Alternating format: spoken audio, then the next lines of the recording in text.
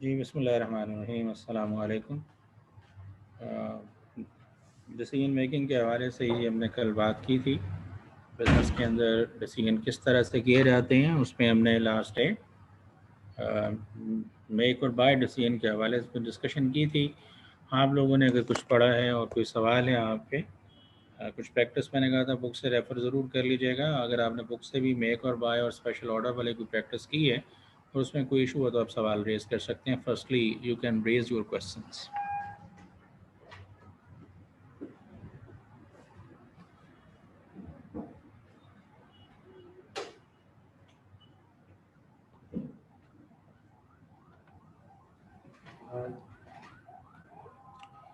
या I hope मेरी आवाज़ आ रही होगी। आपके जहन में कोई सवाल है जो लास्ट डे डिस्कशन हुई और उसके अलावा आप सवाल अपना कर सकते हैं। पहले आप क्वेश्चन रेज़ कर लें, मैं उसको रिस्पॉन्ड कर देता हूँ, देन हम कंटिन्यू करते हैं। जी, E7 का 3B, ओके। ये बुक से कहा गया, ये जो हैंड आउट मैंने भेजा था, रुतबा इसको भी क्लियर कर दें।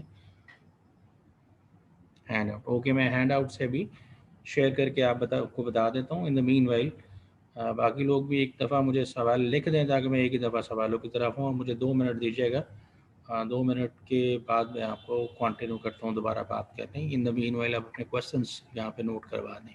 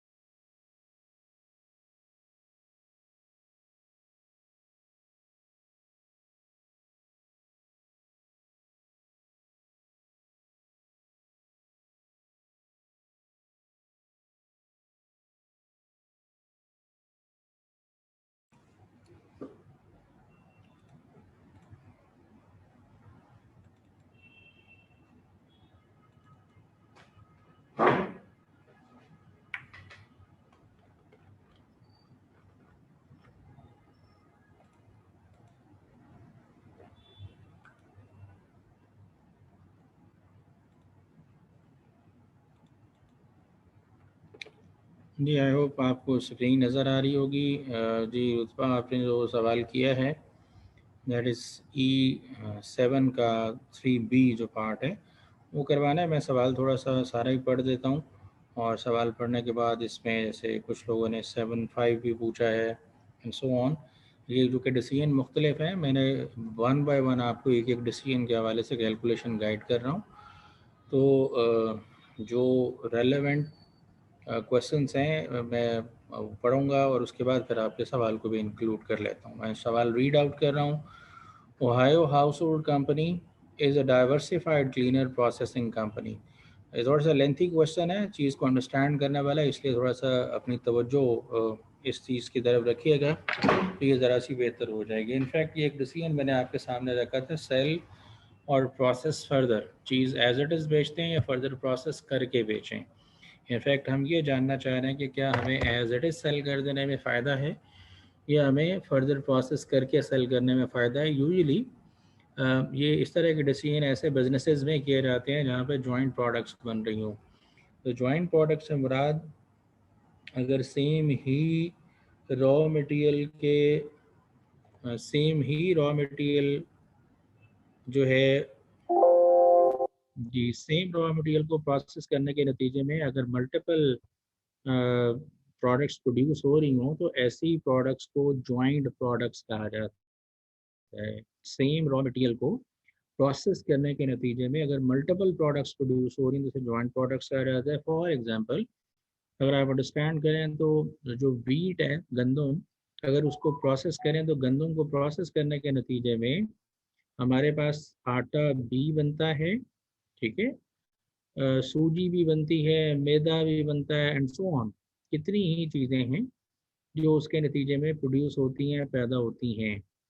तो जो उसके नतीजे में चीज़ें पैदा होती हैं उनको हम जॉइंट प्रोडक्ट्स का नाम देते हैं। ऐसे ही अगर आप देखें तो जो ये ऑयल रिफाइनरी का बिजनेस होता है, ये क्रूड ऑयल एक्सट्रैक्ट किया जाता है ज़मीन से, और उसके बाद क्रूड ऑयल को फर्दर रिफाइन किया जाता है। तो रिफाइनमेंट के प्रोसेस के नतीजे में मल्टीपल प्रोडक्ट्स बनती हैं, जिसमें डीजल भी बनता है, केरोसिन ऑयल भी है, पेट्रोल भी है। आपने देखा वो हमारे यहाँ हाई ऑक्टेन के नाम से एक चीज़ होती है। इसके अलावा जो जेट फ्यूल है दैट इज़ समथिंग डिफरेंट। तो जेट के अंदर भी यही क्रूड ऑयल को प्रोसेस करने के नतीजे में मल्टीपल प्रोडक्ट्स बनती हैं। इसी तरह वो जो आटे वाली मैंने मिसाल दी है, अभी इनफैक्ट ये इसका मतलब हरगिज़ नहीं है कि side by side cheese multiple चीज़ें प्रोसेस हो रही होती हैं। एक कॉमन पॉइंट होता है, एक कॉमन प्रोसेस होता है जिसके नतीजे में मल्टीपल प्रोडक्ट्स बनती हैं, बट एक लेवल आता है, एक पॉइंट आता है जिसे हम स्प्लिट ऑफ पॉइंट कहते हैं। उस लेवल के बाद अब प्रोडक्ट्स को अलहदा-अलहदा प्रोसेस करना ज़रूरी होगा। अगर आप उस लेवल तक प्रोसेस करेंगे तो वो कॉमन या जॉइंट प्रोसेस है, बस उसके बाद आपको सेपरेटली उनको फर्दर लेके चलना पड़ेगा। जैसे मैंने अभी बताया कि वो क्रूड ऑयल है, उसको एक हद तक कॉमन प्रोसेस है उसका, लेकिन अगर आपने उसके नतीजे में जेट फ्यूल पैदा करना है तो आपको उसकी रिफाइनमेंट का प्रोसेस बड़ा हाईली यानी इंटीग्रेटेड होगा, और वो बड़ा हाई रिफाइनमेंट का प्रोसेस होगा। वो उसके लिए आपको अलहदा से काम करना पड़ेगा, उसका तरीक़ाकार मुख्तलिफ होगा। और अगर आपने वहाँ से मिट्टी का तेल, जिसे आप केरोसिन ऑयल कहते हैं, वो निकालना है तो उसका प्रोसेस थोड़ा सा मुख्तलिफ होगा। तो इसका मतलब एक हद तक तो प्रोसेस कॉमन है, उसके बाद प्रोसेस कॉमन होने की बजाय सेपरेट हो जाएगा। तो सवाल असल में यही है कि जब स्प्लिट ऑफ पॉइंट आया, चीज़ें अलहदा-अलहदा हुई, तो क्या इनके बाद इन चीज़ों को फर्दर प्रोसेस करके सेल करना चाहिए या एज़ इट इज़ सेल कर देना चाहिए? ये है प्राइमरी डिसीजन जिसको यहाँ पे डिस्कस किया जा रहा है। So Ohio Household Company is a diversified household cleaner processing company. Company's Mishwaka plant produce two products, an appliance cleaner and a general purpose cleaner. ये दो products produce हो रही हैं, appliance cleaner, दूसरे का नाम general purpose cleaner है। Each week 100,000, rather 1 million 10 lakh ounces of chemical inputs are processed at a cost of $200,000। $2 lakh लगा के 1 मिलियन 10 लाख आउंसेस जो हैं वो आप आउटपुट प्रोड्यूस करते हैं। जो आउटपुट प्रोड्यूस होती हैं वो दो हिस्सों में डिवाइडेड है। 7,50,000 आउंसेस जो है वो अप्लायंस क्लीनर के हैं, और 250,000 आउंसेस जो हैं वो जनरल पर्पस क्लीनर के हैं। दूसरे लफ्ज़ों में अगर आप समझें तो 75 और 25% का प्रोपोर्शन बनता है कि 75% जो आउटपुट प्रोड्यूस होती है वो अप्लायंस क्लीनर की है, और 25 पर्पस जो है वो जनरल 25% जो है वो जनरल पर्पस क्लीनर की है। The appliance cleaner has no market value. Okay, जो पहले वाला क्लीनर है 7,50,000, इसके बारे में बताया जा रहा है the appliance cleaner has no market value until it is converted into a polish with the trade name shine bright. यानी आप इस जो 7,50,000 आउंसेस अप्लायंस क्लीनर बना है, this can not be sold until आप इसको फर्दर प्रोसेस ना करें। तो इसका मतलब इसके बारे में तो डिसीजन कुछ नहीं करना हमने, ये तो फर्दर प्रोसेस किए बगैर बिकना ही नहीं है। आप इसको फर्दर प्रोसेस करेंगे, उससे पॉलिश बनाएंगे जिसका नाम शाइन ब्राइट, और उसको सेल करेंगे। तो शायद हमारे एनालिसिस के अंदर आगे चल के ये वाली प्रोडक्ट उस तरह से काउंट ना कर रही हो। और आगे चलते हैं। The additional processing cost for the conversion amount to 3 lakh, जो इसी वाले प्रोडक्ट की बात हो रही है, अप्लायंस क्लीनर को शाइन ब्राइट बनाने के लिए आपको 3 लाख का जो कन्वर्जन कॉस्ट है वो इनकर करना पड़ती है। आगे देखते हैं। शाइन ब्राइट सेल्स एट $15 पर 25 आउंस बॉटल। 25 आउंस की जो बॉटल है वो $15 में बिकती है। और the general purpose cleaner can be sold for $20 पर 20 आउंस बॉटल। 20 आउंस की बॉटल $20 में, यानी दूसरे लफ्जों में $1 की बॉटल, $1 पर आउंस आपका रेट बनता है। समझ आ रही है बात? तो जी जी, तो इसके अलावा अगर वो जो जो $25 में बिक रहा है, सॉरी $15 में बिक रहा है 25 आउंस, तो अगर आप उसको 15 डिवाइडेड बाई 25 कहते हैं तो $0.6 बनते हैं। एक आउंस जो शाइन ब्राइट है वो $0.65 का बिकता है। अभी सवाल पढ़ के अंडरस्टैंड करते रहें। हाँ, अगर general purpose cleaner can be converted, अब ये जनरल पर्पस क्लीनर की बात आ रही है। General purpose cleaner can be sold for $20 पर 20 आउंस बॉटल। और अब उसके बारे में या तो एज इट इज बेच लें $20 की 20 आउंस की बॉटल, या फिर general purpose cleaner can be converted into to other products by adding 250,000 ounces of another compound. आप उससे दो प्रोडक्ट्स बना सकते हैं, उसके अंदर 2.5 लाख 2,50,000 आउंसेस और डाल दें आप कंपाउंड। वो जो कंपाउंड आप उसमें डालेंगे उसका नाम PST है। ठीक है, वो जो PST आप डालेंगे वो 2,50,000 आउंसेस है। दिस जॉइंट प्रोसेस, जी जी सॉरी, मैं दोबारा सेंटेंस पढ़ा हूँ। However the general purpose cleaner can be converted into two products by adding 250,000 ounces of another compound PST to the 250,000 ounces of general purpose cleaner। जो already 2.5 lakh ounces है उसका 2.5 lakh ounces आप एक और मटेरियल ऐड कर दें। तो this joint process will yield 2,50,000 ounces of each premium cleaner and premium stain remover। So general purpose cleaner में अब एक और रॉ मटेरियल जो जिसका नाम PST है, अगर वो आप ऐड कर देते हैं तो वो मिल के 5 लाख आउंसेस हो जाएंगे। 2.5 लाख ऑलरेडी, 2.5 लाख का और आपने मटेरियल उसमें ऐड किया, तो वो जो 5 लाख आउंसेस हैं उसको प्रोसेस करने के नतीजे में आपके पास जो आउटपुट निकलेगी उसके दो नाम है, एक है प्रीमियम क्लीनर, एक है प्रीमियम स्टेन रिमूवर, और दोनों के 2.5 लाख आउंसेस निकलेंगे। और जो additional processing cost for this process is amounting to rupees $1,40,000, $1,40,000 की ये कॉस्ट लगेगी। Both premium products can be sold for $16 per 20 ounce bottle. The company decided, अच्छा ये जो अब बना रहे हैं ये दोनों जो प्रोडक्ट्स हैं ये $16 की 20 आउंस की बॉटल बिकेगी। The company decided not to process general purpose cleaner. Company ने फैसला ये किया है कि वो जनरल पर्पस क्लीनर को फर्दर प्रोसेस नहीं करेगी इनटू PC एंड PSR, यानी premium cleaner and premium stain remover उससे नहीं बनाएगी। यानी कंपनी ने डिसाइड किया कि फर्दर प्रोसेस नहीं करना based on the following analysis. और कंपनी का एनालिसिस ये था, ये जो एनालिसिस बना हुआ है शायद इसी एनालिसिस में जिसने बनाया हुआ है कोई गलती की है, वही हमें समझने की कोशिश करनी है। हम ज़रा देख लेते हैं क्या होगा। दोबारा ज़रा अगर देखें तो हमारे पास जो जनरल पर्पस क्लीनर था, मैं दोबारा यहाँ से शो कर रहा हूँ आपके सामने, पहले जो बना हुआ स्टेटमेंट है उसको अंडरस्टैंड करने की कोशिश करें। जो प्रोडक्शन हुई 1 लाख आउंसेस की, उसमें से $2 लाख लगा के 7,50,000 अप्लायंस क्लीनर के थे और 250,000 जनरल पर्पस क्लीनर के थे। अब जो जनरल पर्पस 2,50,000 आउंसेस है,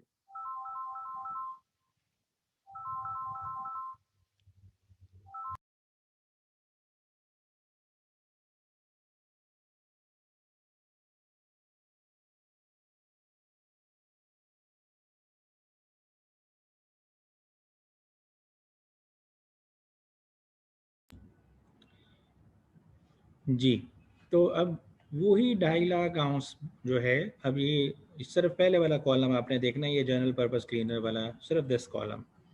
अब इसके अंदर क्या कहा जा रहा है कि 2.5 लाख आउंस की प्रोडक्शन हुई, ऊपर आपको बताया गया था 20 आउंस की बोतल $20 में बिक जाएगी, यानी पर आउंस जो है उसकी प्राइस बनेगी आपकी, जो प्राइस बनेगी आपकी वो कितनी बनेगी, $1 और $1 2.5 लाख से मल्टीप्लाई करें तो आपका रेवेन्यू जनरेट होगा 2.5 लाख आउंसेस। यहाँ तक अगर समझ आती है।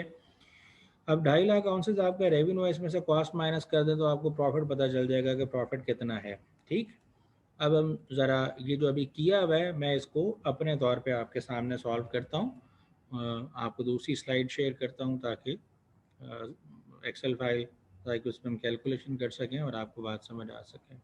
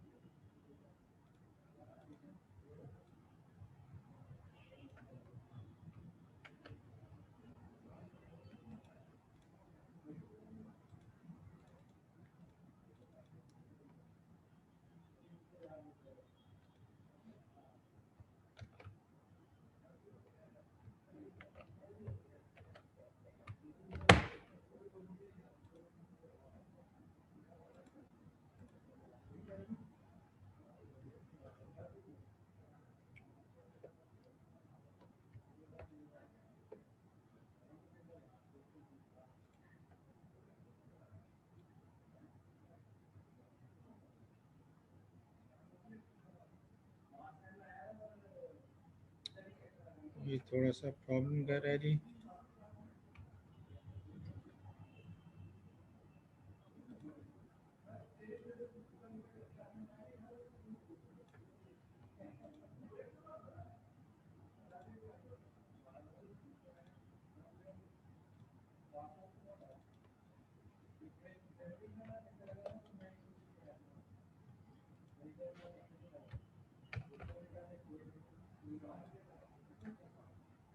जी, मैं ज़रा सवाल यहाँ पे ले आऊँ ताकि आपके सामने सिचुएशन आ जाए।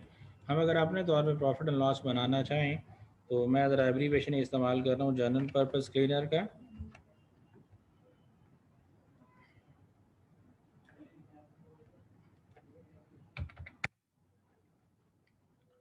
जी, ये जनरल पर्पस क्लीनर के लिए अगर हम प्रॉफिट एंड लॉस अकाउंट बनाएं तो सेल्स रेवेन्यू जो है हमारा, हम जितनी क्वांटिटी प्रोड्यूस कर रहे हैं उसके हिसाब से चलेंगे। हम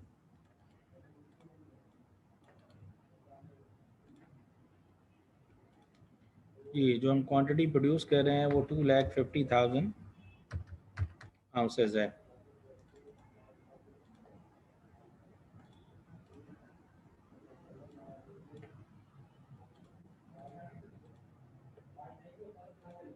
ठीक है जी, तो 2,50,000 आउंसेस का जो सेल प्राइस बनेगी वो आपको बताया गया था क्वेश्चन के अंदर।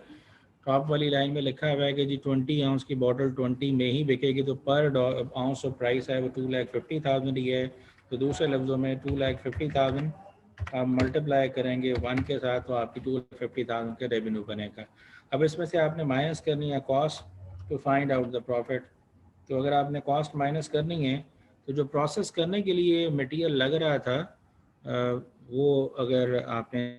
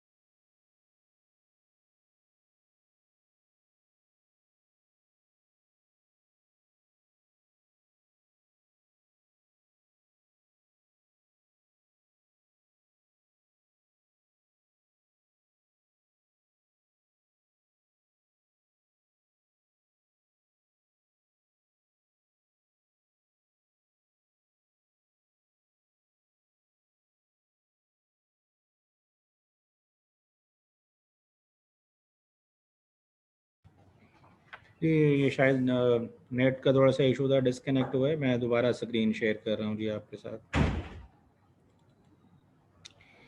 जी आई होप स्क्रीन नज़र आ रही होगी। ओके जी, हम इसमें से माइनस करेंगे जो कॉस्ट लगी थी, वो मैं बता रहा था जी, क्वेश्चन में लिखा हुआ था कि प्रोसेस करने के जो इनिशियल प्रोसेसिंग थी उसमें $2 लाख की कॉस्ट लगती थी, और जो इनिशियल बताया गया था 7,50,000 पाउंड आउंसेस एक प्रोडक्ट के निकले थे, और 2,50,000 दूसरी के। ये पर्पज़ थी, ये अप्लायंस क्लीनर था। और ये जो है जिसकी बात हो रही है जनरल पर्पज़ क्लीनर था, और टोटल जो था वो 10 लाख आउंसेस था, और इनको बनाने के लिए $2 लाख की अमाउंट लगती थी। $2 लाख की अमाउंट को अगर लेके चलें, हमने इसको डिवाइड करना है जी, हमने इसको डिवाइड करना है इन दोनों प्रोडक्ट्स के अंदर। तो ये रेशो हमें पता है 75% और 25% है। तो 2 लाख का 75% जो है ये मिलेगा अप्लायंस क्लीनर को।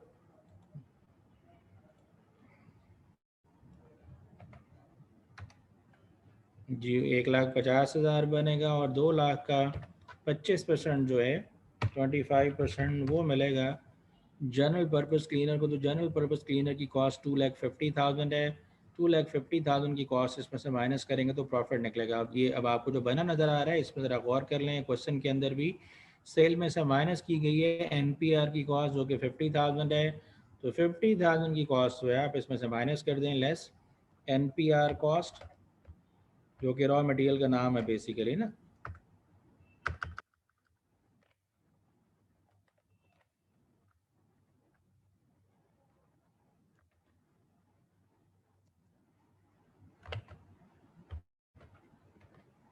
ये जो NPR की कॉस्ट है वो 50,000 है। अगर आप इसमें माइनस करेंगे तो प्रॉफिट आपको मिल जाएगा। लेकिन अगर आप इसको फर्दर प्रोसेस करते हैं तो फर्दर प्रोसेस करने के नतीजे में आप दो चीज़ें प्रोड्यूस करते हैं। एक प्रीमियम क्लीनर है, उसका एब्रीवेशन लिख लेते हैं, प्रीमियम क्लीनर है, और प्रीमियम स्टेन रिमूवर के नाम से आप बना सकते हैं। अब इनकी भी जो ये मैं क्वांटिटी सिर्फ आपके समझाने के लिए लिख रहा हूँ यहाँ पे, ये क्वांटिटी है, अमाउंट नहीं है। इसके भी 2,50,000 आउंसेस पैदा हो रहे हैं, और दूसरे वाली प्रोडक्ट के भी 2,50,000 आउंसेस पैदा हो रहे हैं। अब आपको सेल प्राइस बताई हुई, ज़रा वो सेल प्राइस देख लेते हैं। Both premium products can be sold for $16 per 20 ounce bottle. तो आप एक और बॉटल का रेट निकाल लें, 16 को आप डिवाइड कर लें 20 आउंस से। अगर आप 16 को 20 आउंस से डिवाइड करते हैं तो जो आपका रेट बनता है जी वो 0.80 है। तो 0.80 आपको रेवेन्यू मिलेगा। आप ये 2,50,000 मल्टीप्लाइड बाय 0.80, ये रेवेन्यू है आपका। यहाँ पे इसी तरीके से यहाँ पे भी 2,50,000 मल्टीप्लाइड बाय 0.80, 2 लाख आपको रेवेन्यू मिलेगा। और मैं सिर्फ शो कर रहा हूँ साथ साथ, यहाँ पे भी यही 2 लाख अगर हम यहाँ पे टोटल कर लें, यानी इन दोनों प्रोडक्ट्स को अगर फर्दर प्रोसेस करेंगे तो जो हमारा टोटल रेवेन्यू होगा वो दोनों का सम होगा, वो 4 लाख रुपया बनता है। 4 लाख रुपए का आपका टोटल रेवेन्यू होगा। अब अगर NPR की कॉस्ट है, पहले ये जर्नल पर्पस क्लीनर को ही आप दो हिस्सों में डिवाइड कर रहे हैं। दो हिस्सों में डिवाइड करने के बाद 250,000 बना, तो इसका मतलब आपकी ये 50,000 की कॉस्ट उसूली तौर पे दोनों को 50-50% एलोकेट होनी चाहिए। अगर हम 50-50% एलोकेट करें तो 25,000 बनेगा, और यहाँ पे ये अगेन 50,000 टोटल बनता है। आई होप समझ आ रही होगी। और इसी तरीके से इसके बाद अगली बात करें तो जो कॉस्ट इसको प्रोसेस करने के नतीजे में लगी थी उसको ज़रा अंडरस्टैंड कर लेते हैं कि अगर आप the additional processing cost for this process amount to rupees 1,40,000, 1,40,000 की जो कॉस्ट लगी है वो दोनों को प्रोसेस करने के नतीजे में लगी है। इस मटेरियल का जो नाम है जी वो PST है। आप इसमें PST की जो कॉस्ट है वो भी इसमें से माइनस करेंगे तो आपको प्रॉफिट मिलेगा। यहाँ पे तो कुछ नहीं है, बिकॉज आपने इसको फर्दर प्रोसेस करने के बगैर बनाया। यहाँ पे प्रोसेस कर रहे हैं। 1,40,000 की कॉस्ट है, दोनों प्रोडक्ट के 250,000 यूनिट्स हैं, तो इक्वली डिवाइड हो जाएगी ये कॉस्ट 70,000 और यहाँ पे बनेगा 1,40,000। तो ये माइनस करेंगे, सॉरी 1,40,000। तो अगर हम अब प्रॉफिट निकालें तो हमें पता चलेगा कि हमारे लिए फर्दर प्रोसेस करना सूदमंद है या जी 2,50,000 माइनस ये दोनों कॉस्ट इसमें से कर दें तो आपको प्रॉफिट पता चल जाएगा। तो 2 लाख प्रॉफिट आ रहा है। अगर आप फर्दर प्रोसेस करते हैं तो दोनों प्रोडक्ट का इंडिविजुअल प्रॉफिट 1,05,000 1,05,000 यानी 2,10,000 आपका टोटल प्रॉफिट बनता है। तो डिसीजन तो ये होना चाहिए कि फर्दर प्रोसेस किया जाए, लेकिन अब क्वेश्चन के टॉप पे आपको लिखा हुआ था कि मैनेजमेंट ने ये डिसाइड किया, company decided not to process the general purpose cleaner into PC and PSR based on the following analysis. अब ये एनालिसिस उन्होंने बनाया था जिसमें गलती है और उस गलती को ही हमने ट्रेस करना है। बेसिकली यहाँ पे जो चीज़ हमारी कॉमन चल रही है वो ये 70-70 हमने भी माइनस किया है। यहाँ पे हमने 50 को 2 में डिवाइड किया तो वो 25-25 बनता था, लेकिन यहाँ पे ये 40-40 लिखा हुआ है। इन्होंने क्या गलती की है वो ज़रा मैं आपको पहले बता देता हूँ। इन्होंने गलती ये की है कि इनफैक्ट आपकी जो प्रोडक्ट्स बनी वो बनी अप्लायंस क्लीनर, ठीक है जी। फिर साथ क्या बना, जनरल पर्पस क्लीनर।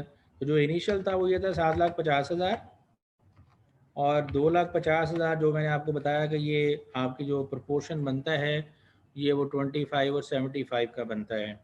अब ये 2,50,000 जो था इसमें आपने 2,50,000 और ऐड किया और इसके नतीजे में आपकी आगे दो प्रोडक्ट्स बनी हैं जिनका नाम प्रीमियम क्लीनर और प्रीमियम स्टेन रिमूवर के नाम से है। समझ आ रही जी बात? तो वो 2,50,000 ये और 2,50,000 ये बनी है।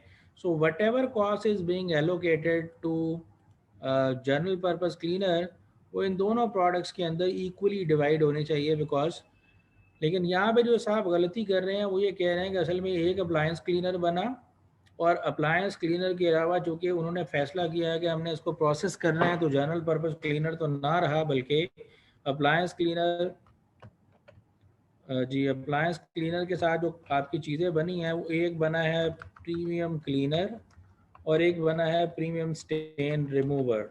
और प्रीमियम स्टेन रिमूवर 250,000 बना है और वो भी 7,50,000। तो उन्होंने जो रेशो बनाई है उस रेशो के एतबार से ये टोटल बनता है 12,50,000। सो 12,50,000 की अगर परसेंटेज उन्होंने बनाई 7,50,000 मल्टीप्लाइड बाय जी सॉरी जो कॉस्ट थी वो 2 लाख, जो 2 लाख की कॉस्ट है उसको उन्होंने मल्टीप्लाई किया है 2 लाख की जो कॉस्ट थी उसको उन्होंने डिवाइड किया। या चलें पहले परसेंटेजेस निकाल लेते हैं। ये divided by total multiplied by अगर आप 100 करें तो परसेंटेज में ये 60% बनता है।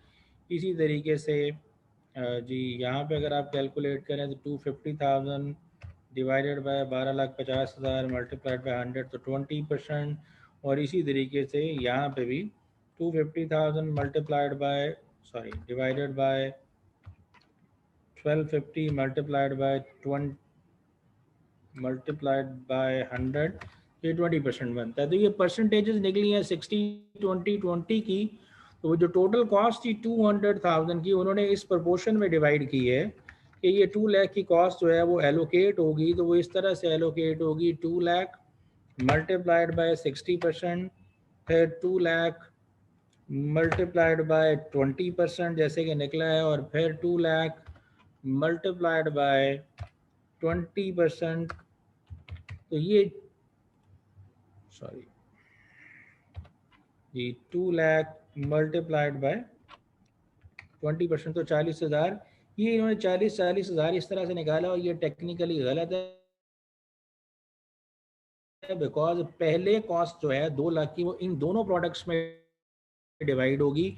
इन दो में जो डिवाइड होती है तो 75% 1,50,000 बनता है और यहाँ पे 50,000 बनता है। फिर इस 50,000 से आगे दो चीज़ें बनी हैं तो ये 50,000 की कॉस्ट इक्वली डिवाइड हो जाएगी तो एनालिसिस दुरुस्त होगा।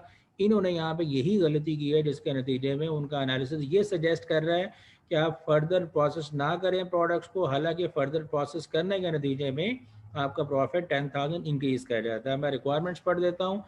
ये जो सारा कुछ उन्होंने खुद ही एक्सप्लेन कर दिया है, जो स्टार लगा के जो गलती की है वो भी बता दिया है, मैंने उसको इलेबोरेट कर दिया। In fact determine if management made the correct decision to not to process general purpose cleaner further by doing the following, ये सारा काम करने के बाद आप बता दें भाई जो जैसे मैंने एनालिसिस किया इसकी बुनियाद पर बताएं कि मैनेजमेंट का डिसीजन ठीक था, तो जवाब ये है कि मैनेजमेंट का ये डिसीजन ठीक नहीं था। दूसरी बात लिखी हुई using incremental analysis determine if general purpose cleaner should be process further. तो ये जो मैंने अभी आपके सामने टेबल बनाया है ये इंक्रीमेंटल एनालिसिस ही है, जो ये अभी आपको नज़र आ रहा है। ये अगर ना प्रोसेस करें तो ये प्रॉफिट है, और अगर आप प्रोसेस करें तो इन दोनों कॉलम्स का जो टोटल है ये प्रॉफिट है। हाँ, अगर वो जो इंक्रीमेंटल का कॉलम है वो आप बनाना चाहें तो वो यहाँ पे ऐड कर सकते हैं। मैंने आपको बताया था कि इंक्रीमेंटल का कॉलम जो है वो बेसिकली डिफरेंस को शो करता है। आप ऐसे भी डिसाइड कर सकते हैं और आप वो इंक्रीमेंटल का कॉलम बना के भी डिसाइड कर सकते हैं। तो चलिए यहाँ पे मेंशन कर लेते हैं पहले प्रॉफिट कितना, रेवेन्यू कितना हो रहा है और अब कितना, 4 लाख का अब रेवेन्यू होगा, पहले कितना था 2.5 लाख का। दोनों का डिफरेंस जो है वो 1,50,000 का रेवेन्यू होगा। पहले कितने की कॉस्ट लग रही थी 50 की, अब भी कितने की लग रही है 50 की, तो कोई फर्क नहीं है।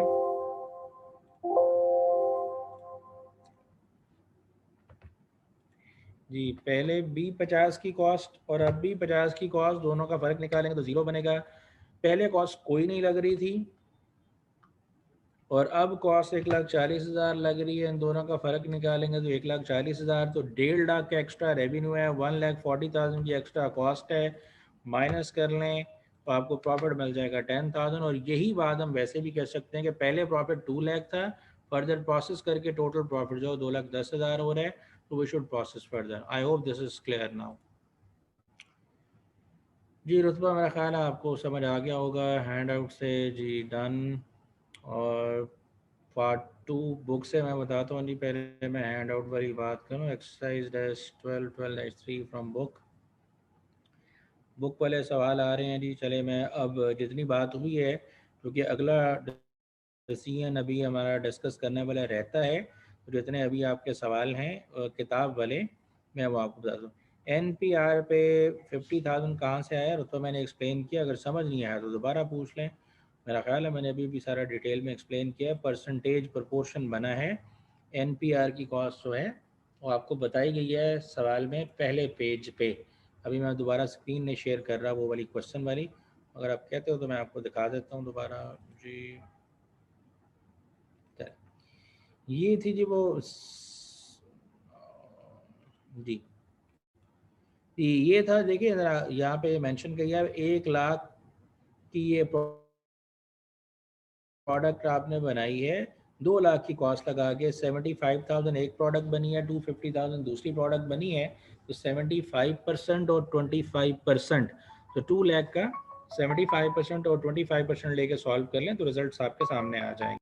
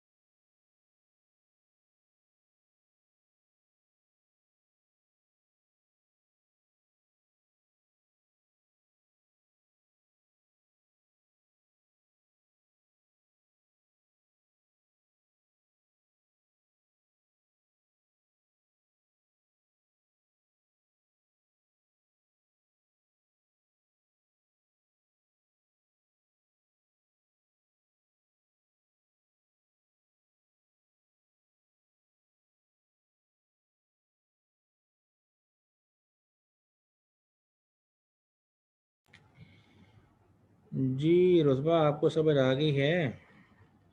आवाज़ नहीं आ रही दरमियान में, पता नहीं वो नेट का सिग्नल का इशू है शायद, इसलिए आवाज़ ड्रॉप हो गई थी। जी रुतबा, एनपीआर वाली बात समझ आ गई, ओके डन। जी अब मैं ज़रा वो बुक वाले कॉन्सेप्ट में, जी सलमान साहब ने पूछा है एलोकेटेड कॉन्सेप्ट इन मेक और buy decision. Gentleman, allocated fix cost वो है कि जो इस प्रोडक्ट को बनाने की वजह से पर्टिकुलरली नहीं लग रही, वो जनरली इनकर हो रही है और उस सारे अदारे में जो भी प्रोडक्ट्स बन गए उनको एलोकेट होती है। सो अगर आप उस प्रोडक्ट को डिसकंटिन्यू करेंगे तो वो वाली एलोकेटेड कॉस्ट रिमूव नहीं होगी, सिर्फ वो वाली फिक्स कॉस्ट रिमूव होगी जो कि डायरेक्ट फिक्स कॉस्ट है। सो इदारे को फिर भी एलोकेटेड फिक्स कॉस्ट फेस करना पड़ेगी। सो वाइल डिसाइडिंग कि हमने मेक यानी बनाना है या मार्केट से ख़रीदना है, तो बनाने की कॉस्ट में तो सारी फिक्स कॉस्ट आएगी, लेकिन जब बाय करने की तरफ जाएंगे तो एक परचेज प्राइस आएगी और इसके अलावा वेरिएबल कॉस्ट तो ख़त्म हो जाएगी, डायरेक्ट फिक्स कॉस्ट भी ख़त्म हो जाएगी। लेकिन जो एलोकेटेड फिक्स कॉस्ट है वो क्वेश्चन में भी क्लैरिफाई करके लिखा हुआ है कि वो ख़त्म नहीं होगी, organization has to face that. तो ऑर्गेनाइजेशन को फेस करना पड़ेगा, तो इसलिए वो हम एनालिसिस के अंदर शामिल करेंगे, परचेज वाली ऑप्शन के अंदर उसको इंक्लूड करेंगे। जी डन। जी ठीक है सलमान साहब, आपको समझ आ गया, दैट्स ग्रेट। जी सलमान साहब, बड़ी मेहरबानी। सेलेक्ट के साथ अगले बटन से स्नैप होगा, वो है, लेकिन थोड़ा सा ये चूँकि मैं एक डिफरेंट सिस्टम पे बैठा हुआ हूँ, तो इसलिए वो डिफरेंट सिस्टम पे आमतौर पे बंदे का उस तरह से रूटीन सेट नहीं हुई होती, तो थोड़ा सा प्रॉब्लम आ जाता है, इसलिए थोड़ा सा वो इशू आ रहा है, कुछ इसमें कीबोर्ड या माउस का भी इशू था। Thank you very much Abdul मई साहब, अब नए स्टूडेंट हैं, थैंक यू। जॉइंट कॉस्ट क्यों नहीं इंक्लूड करते? जेंटलमैन, जॉइंट कॉस्ट किस में इंक्लूड नहीं करते? सलमान, आप सवाल को क्लियर करें फिर मैं जवाब दे पाऊँगा। चलिए मैं अब वो बुक शेयर करता हूँ और बुक से ही जो क्वेश्चन है आपके, वो मैं आपसे डिस्कस कर लेता हूँ, लेकिन मैं सिर्फ रेलेवेंट क्वेश्चन डिस्कस करूँगा जो डिसीजन अभी तक हमने डिस्कस किए हैं। मेक और बाय डिस्कस किया, स्पेशल ऑर्डर को एक्सेप्ट रिजेक्ट करने की बात हुई, और आज जो अभी हमने बात की है वो हमने बात की है अबाउट कि जी आपने फर्दर प्रोसेस करना है या आपने इसको एज इट इज सेल कर देना है।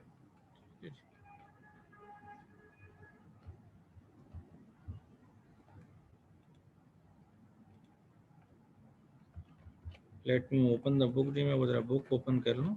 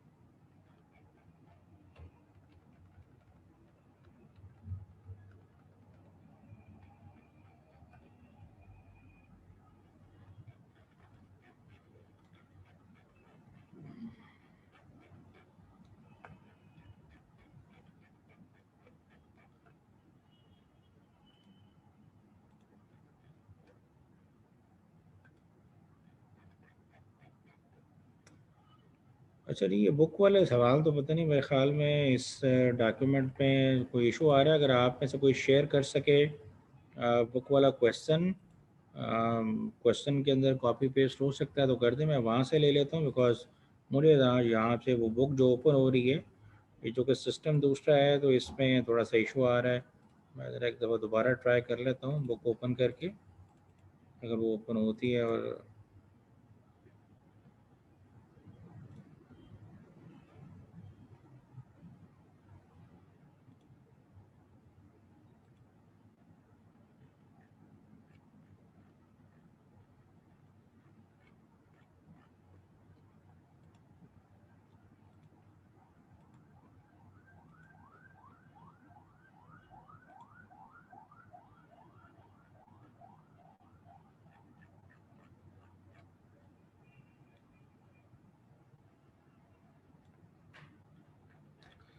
या आई थिंक डॉक्यूमेंट में कोई इशू है तो आप वैसे मेरे से पूछ लें तो मैं ज़रा बेहतर बता सकता हूँ, क्योंकि अभी वो डॉक्यूमेंट ओपन नहीं हो रहा। अदरवाइज़ मैं यहाँ से जो अगला डिसीजन है वो आपसे शेयर कर देता हूँ, कल फिर उसको आई थिंक कर लेंगे फर्दर में। जी सलमान साहब, आपका सवाल है फर्दर प्रोसेस वाले केस में जॉइंट कॉस्ट क्यों नहीं इंक्लूड करते जेंटलमैन। वो जॉइंट कॉस्ट 2 लाख इंक्लूड तो कर रहे हैं, 2 लाख की 2 लाख जो कॉस्ट है वो सारी की सारी जो जिस प्रोडक्ट को फर्दर प्रोसेस कर रहे हैं उसके लिए इनकर नहीं हो रही। उसमें 2 प्रोडक्ट बनी थी, एक अप्लायंस क्लीनर था, तो अप्लायंस क्लीनर के पे जो कॉस्ट लगी है वो लगी है जी 2 लाख में से 7,50,000 अप्लायंस क्लीनर था और 2,50,000 जनरल पर्पस क्लीनर था। तो 7,50,000 2,50,000 मीन 75 और 25%, 2 लाख का 75% लेंगे तो वो तो उस प्रोडक्ट को एलोकेट होगा जिसका नाम अप्लायंस क्लीनर है। उसकी तो बात ही नहीं कर रहे हैं एनालिसिस के अंदर, हम तो एनालिसिस ही दूसरी प्रोडक्ट का कर रहे हैं जिसका नाम जनरल पर्पस क्लीनर है। उसको उस 2 लाख जॉइंट कॉस्ट में से 25% कॉस्ट एलोकेट होगी जो कि 50,000 है, हमने उसको एनालिसिस में शामिल किया है। जी रुतबा, आपने अच्छा किया सवाल यहाँ पे कर दिया है जी। मैं यहाँ से पढ़ लेता हूँ।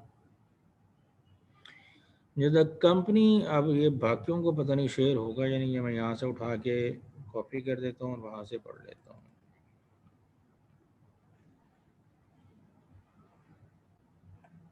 तो ये नहीं, ये यहाँ से कॉपी नहीं हो रहा मेरे से।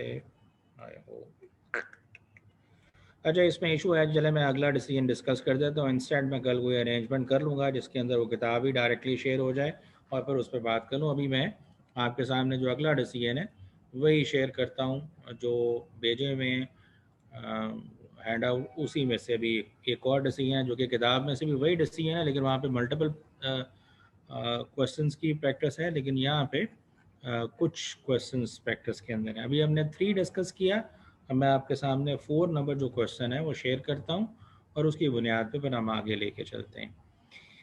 ये एक डिसीजन है कि हम पुराना इक्विपमेंट जो है उसको कंटिन्यू करें, रिप्लेस करें, ये डिसाइड करना है आपने। मैंने शायद ये पहले बताया था कि जैसे जैसे इदारों के अंदर टेक्नोलॉजी चेंज होती है तो इदारे नई टेक्नोलॉजी को प्रेफर करते हैं, तो दे वांट टू नो कि अगर हम पुरानी मशीन के साथ ही कंटिन्यू करें तो हमें क्या फ़ायदा नुकसान होगा, और अगर हम नई प्रोडक्ट को, नए इक्विपमेंट को लेके आएँ तो हो सकता है हमें कुछ कॉस्ट सेविंग हो जाए, तो हमें वो चीज़ समझने की ज़रूरत है।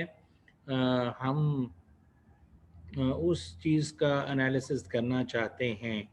तो ये सवाल एक आपके सामने है।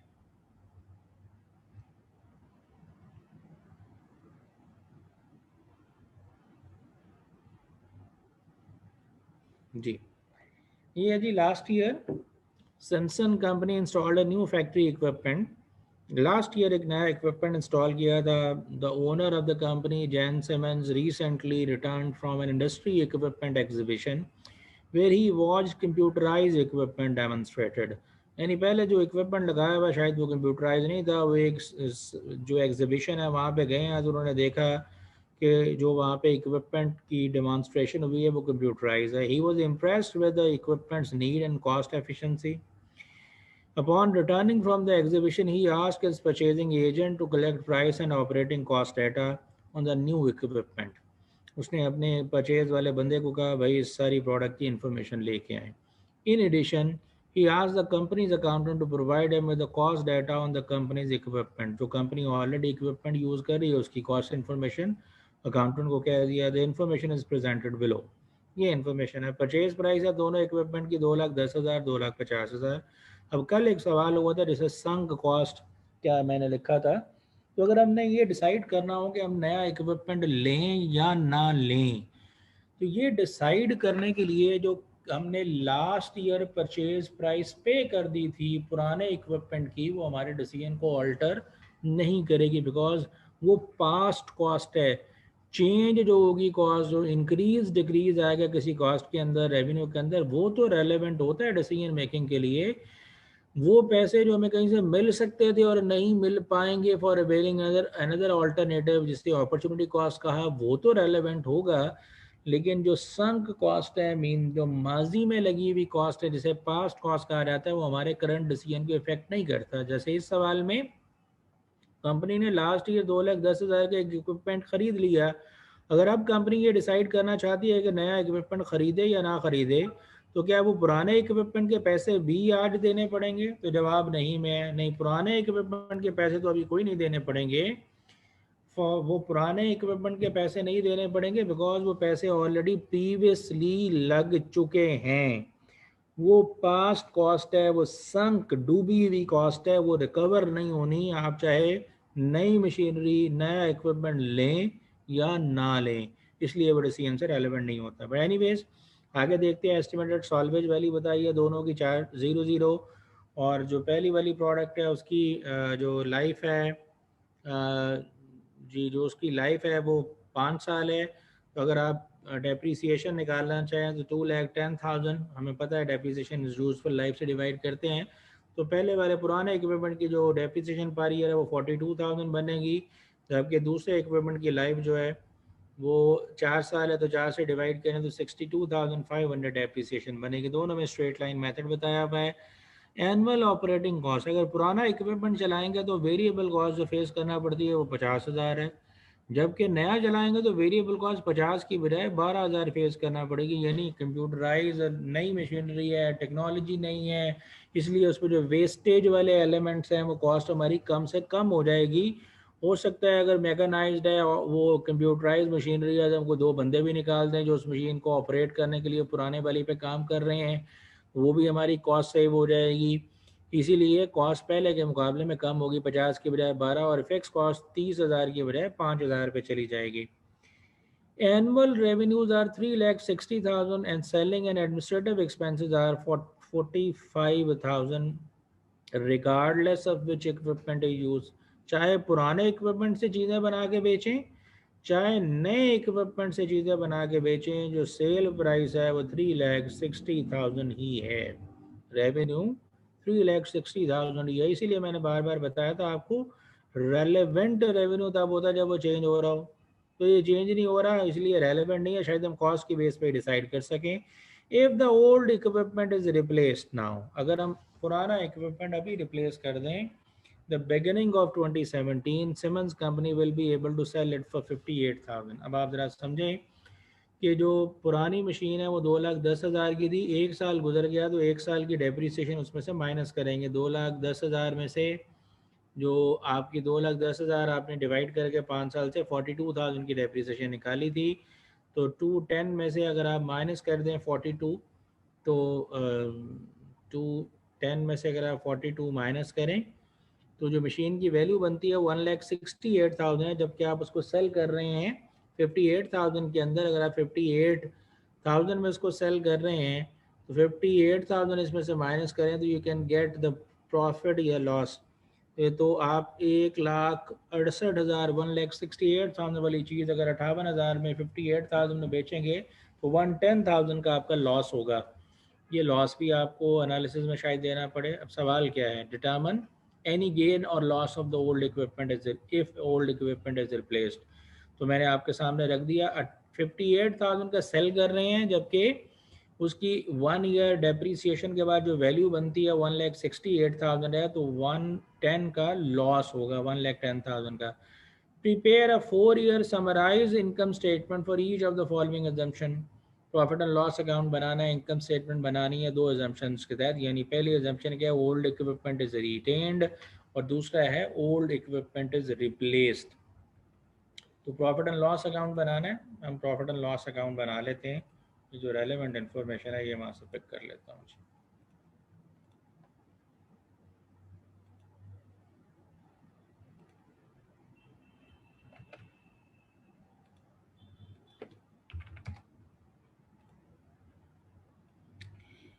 जी, अगर आप प्रॉफिट एंड लॉस अकाउंट बनाना चाहेंगे तो जो आप सेल्स लेंगे, सेल्स में से आप माइनस करेंगे जनाब कॉस्ट, और कॉस्ट आपकी 2 तरह की है। एक क्या है जी, वेरिएबल वाली, अदर देन डेप्रिसिएशन जो है वेरिएबल, नाम उसका पूरा ही लिख लेते हैं चलें, वेरिएबल ऑपरेटिंग कॉस्ट। और फिर है जी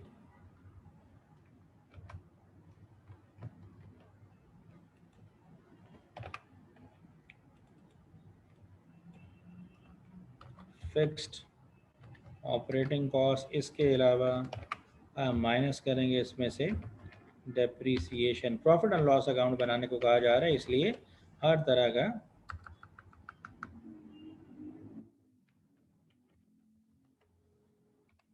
जी हर तरह का प्रॉफिट एंड लॉस जो है हम कैलकुलेट करने के लिए यहाँ से हर तरह की कॉस्ट माइनस करेंगे। तो यहाँ पे लिखा हुआ जी 3,60,000 एनुअल रेवेन्यू होगा और 4 साल का प्रॉफिट एंड लॉस अकाउंट बनाने को कहा गया है। तो आप 4 सालों में टेक्निकली तो एक जैसा ही बनना है, आप ये भी कर सकते हैं कि यहाँ पे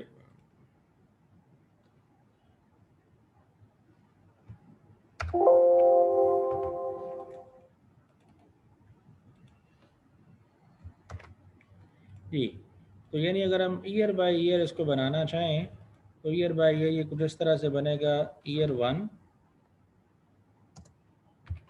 और एंड सो ऑन, ये आगे चलेगा। ईयर 2 4 सालों का कहा गया है, ईयर 1 2 3 4। सेल्स आपको बताएगी 3,60,000 है और हर साल की ये कहीं नहीं बताएगा कि हर साल के अंदर सेल चेंज हो रही है, ये उन्होंने क्लियर लिख दिया था।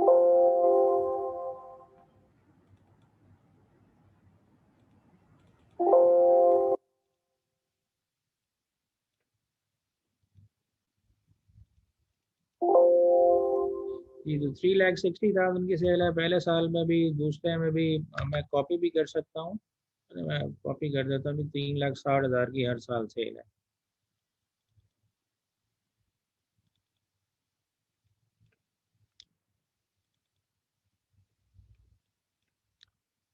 जी। अब पहली ऑप्शन थी कि ओल्ड इक्विपमेंट को अगर रिटेन किया जाए तो वेरिएबल कॉस्ट 50,000 की और फिक्स कॉस्ट 30,000 की इनकर हो रही है।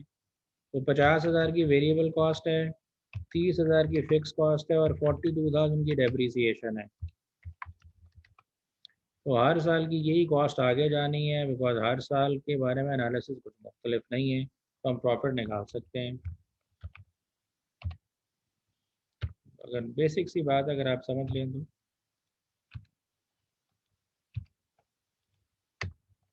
तो ये हमारा प्रॉफिट है पहले साल का और ये दूसरे साल का। एंड पे अगर आप टोटल का कॉलम भी बनाना चाहें तो आप बना सकते हैं, अदरवाइज हम यहाँ पे टोटल कर सकते हैं कि हमारा हर साल का तो सारा प्रॉफिट मिला के हमें 4 सालों के अंदर जो टोटल प्रॉफिट होगा वो कितनी अमाउंट का होगा।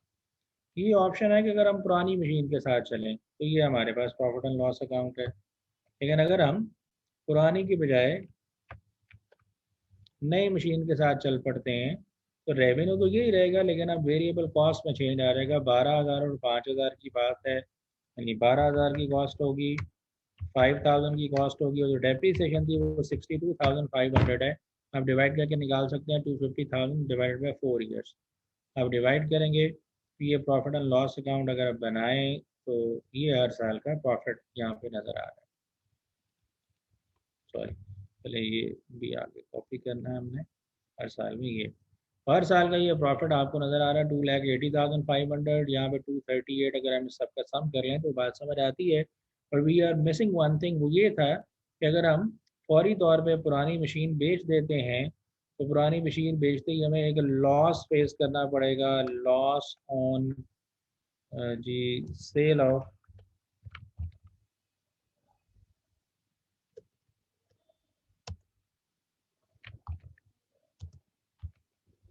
जी सेल ऑफ इक्विपमेंट पे जो हमें लॉस फेस करना पड़ा है वो हमने माइनस करना है। तो वो 1,10,000 का लॉस था। तो अगर हम 1,10,000 का लॉस भी इसमें से माइनस करें तो फिर पहले साल में प्रॉफिट 1,70,500 हो जाएगा एंड सो ऑन, ये प्रॉफिट होगा।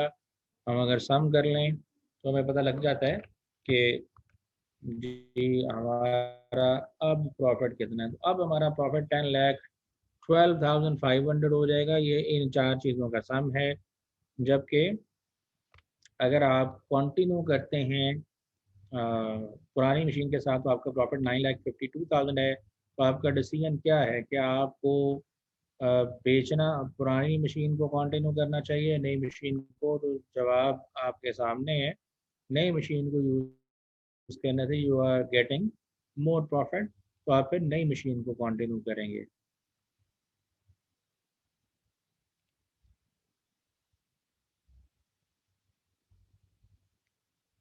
अच्छा, मेरे ख्याल में शायद आप लोगों को स्क्रीन नज़र नहीं आ रही। ओहो सॉरी, पहले मैंने ज़ुबानी बोल दिया, मैं आपको कैलकुलेशन शो कर देता हूँ, सॉरी। मैंने क्वेश्चन आपके देखे नहीं, I was focusing on question. मैं दोबारा शेयर कर देता हूँ, ये देख लें जी। ये इन्फॉर्मेशन थी, ये मैंने प्रॉफिट एंड लॉस अकाउंट बनाया। सेल्स में से माइनस करेंगे वेरिएबल कॉस्ट, फिर फिक्स कॉस्ट और फिर डेप्रीसिएशन। स्पेल का थोड़ा सा मसला आया हुआ है जी, ओके। और यहाँ पे भी हम डेप्रीसिएशन, यानी ये है अगर पुराने इक्विपमेंट के साथ चलें, ओल्ड इक्विपमेंट, ठीक है जी। ये कहा गया था कि आप इसका प्रॉफिट एंड लॉस अकाउंट बनाएं, तो ये ओल्ड इक्विपमेंट का है और ये न्यू इक्विपमेंट का है। तो ये न्यू इक्विपमेंट का है प्रॉफिट एंड लॉस अकाउंट, और वो पुराने का है। ये मैंने आपके सामने प्रॉफिट एंड लॉस अकाउंट बनाया है। सेल्स 3,60,000, यहाँ पे मेंशन है annual revenue 3,60,000 and selling administrative expenses are 45,000 regardless of which equipment is used. तो हम कोई भी मशीन इस्तेमाल करें, रेवेन्यू तो 3,60,000 हर साल में यही रहेगा।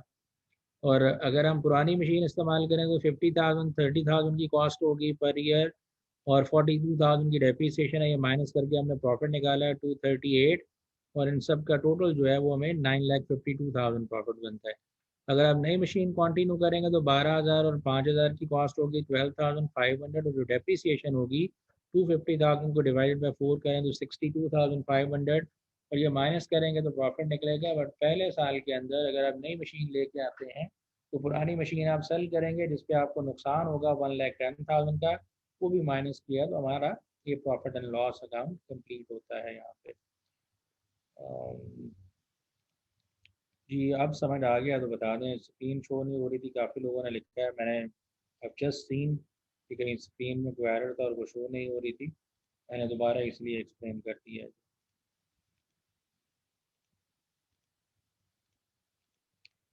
जी अगर ये बात समझ आ गई है तो क्विकली बता दें।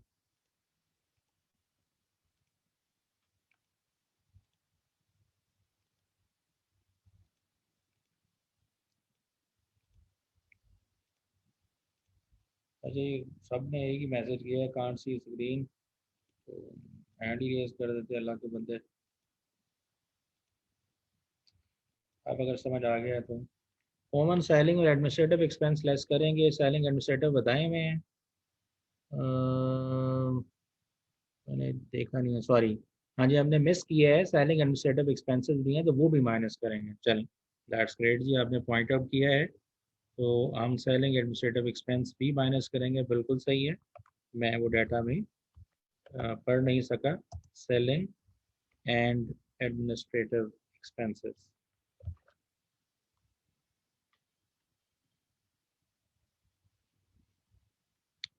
चलिए अभी मैं सिर्फ सेलिंग एक्सपेंस में समझाने के लिए लिखना है। तो 45,000 वो भी माइनस करेंगे आप, 45,000 45,000।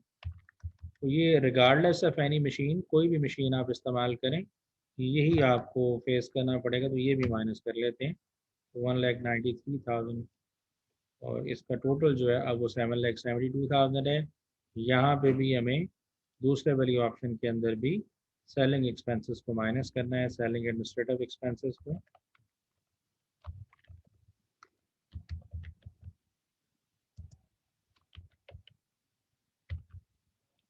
ये 45,000,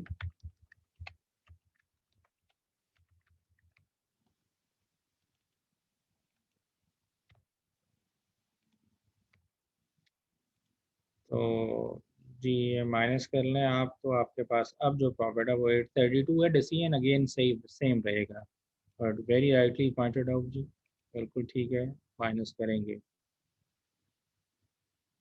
अच्छा जी, रुतबा ने पूछा लॉस क्यों लेस किया, तो देखें जितने लॉसेस होते हैं वो प्रॉफिट एंड लॉस अकाउंट को चार्ज होते हैं। प्रॉफिट एंड लॉस जब बनाते हैं तो तमाम एक्सपेंसेस और लॉसेस को माइनस करते हैं। अगर आप पुरानी मशीन कंटिन्यू नहीं करेंगे और उसको बेच देंगे और नुकसान हो रहा है तो आप प्रॉफिट एंड लॉस अकाउंट में शामिल करेंगे।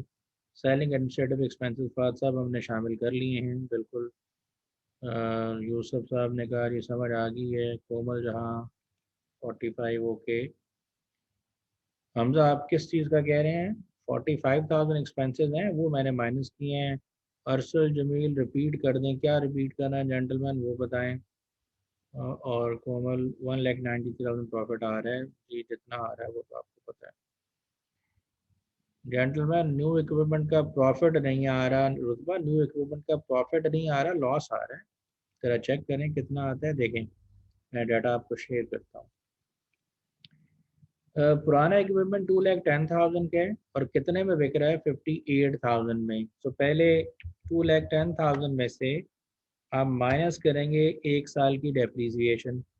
1 ईयर की जो डेप्रीसिएशन है वो 42,000 है। सो 210 में से अगर 42 माइनस करेंगे तो दैट विल बिकम 1,68,000। तो 1,68,000 वाली चीज़ आप कितने में सेल कर रहे हैं 58,000 में, तो 168 माइनस 58,000, 1,10,000 का आपका लॉस आ रहा है। तो 1,10,000 का लॉस यहाँ पे रिपोर्ट हो रहा है और ये माइनस होगा। उसके प्रॉफिट नहीं है, लॉस है। न्यू इक्विपमेंट का प्रॉफिट तो मैंने किया तो है करेक्ट, माइनस तो किया मैंने उसको, जो माइनस किया है सारी चीज़ों को तो हमारा ये प्रॉफिट बना है। ओके, आप कह रही हैं आगे भी नहीं किया, ये आगे भी कर देते हैं, सेम होगा वो 2,35,000 जी। और कोई सवाल है तो एक्सेल शीट शो नहीं हो रही थी, काइंडली एक्सेल शीट रिपीट कर दें। मैंने एक्सेल शीट को रिपीट किया जेंटलमैन, अभी रिपीट ही तो की है कि प्रॉफिट एंड लॉस अकाउंट बनाया है। सेल्स बताइए 360,000 हर साल की, वेरिएबल कॉस्ट पुरानी मशीन की 50 और 30,000 और सेलिंग एक्सपेंसेस 45, डेप्रीसिएशन 42,000 है, इनको माइनस किया तो ये प्रॉफिट्स निकले हैं।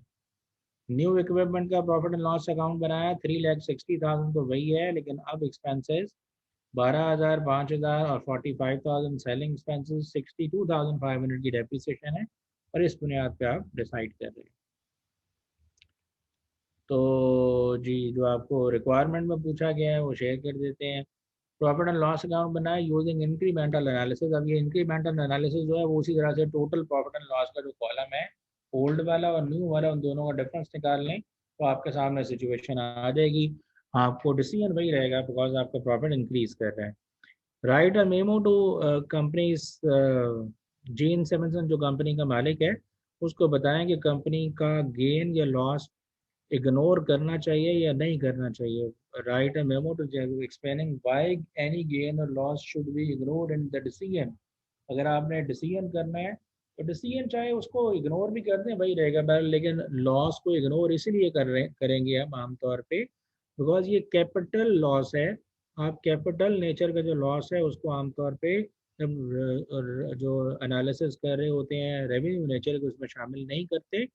अगर हम उसको इग्नोर भी कर दें जैसे कि हमने पहले नहीं लिखा था लॉस, तो भी हमें जो फेवरेबल सिचुएशन नज़र आ रही थी वो नए इक्विपमेंट की वजह से नज़र आ रही थी बिकॉज उसके अंदर अच्छा खासा हमें रेवेन्यू कॉस्ट का फ़र्क नज़र आ रहा था। बिकॉज कॉस्ट की सेविंग आप खुद देख लें, 50 और 12 का डिफरेंस 38,000 की पर ईयर तो यही सेविंग हो रही है और 30 और 5 का डिफरेंस 15,000 की ये सेविंग है। तो सेविंग की अमाउंट इतनी ज़्यादा है पर ईयर इतनी ज़्यादा, जब टोटल करते हैं तो अच्छी खासी सेविंग हो जाती है। तो हम हर सूरत में नए इक्विपमेंट की तरफ ही जाएंगे। इसके बाद वाला जो डिसीजन है वो इनफैक्ट एक unprofitable segment of the business को कंटिन्यू करना है या डिसकंटिन्यू करना है इसके बारे में, और ये फाइनल है। इस पर इंशाल्लाह हम कल डिबेट करेंगे, कल बात करेंगे। लेकिन आप अभी जो फिर किताब से मैं बुक कल इंशाल्लाह, अभी थोड़ा सा एरर आया ओपन करने में, तो I will open the book tomorrow और मैं बुक सामने रख के फिर उसके अंदर से आपको चीज़ें एक्सप्लेन करूँगा। और जो आपके सवाल हैं लाइक मेक और बाय आपने ये डिसीजन किया, सेल और प्रोसेस फर्दर आपने ये डिसीजन किया, आपने डिसीजन किया कि इक्विपमेंट को कंटिन्यू करना है ओल्ड वन को या रिप्लेस कर देना है विद द न्यू इक्विपमेंट। और अलॉन्ग विद दैट जो आपने एनालिसिस किया था पहले दिन वो था स्पेशल ऑर्डर को एक्सेप्ट करना है या रिजेक्ट करना है।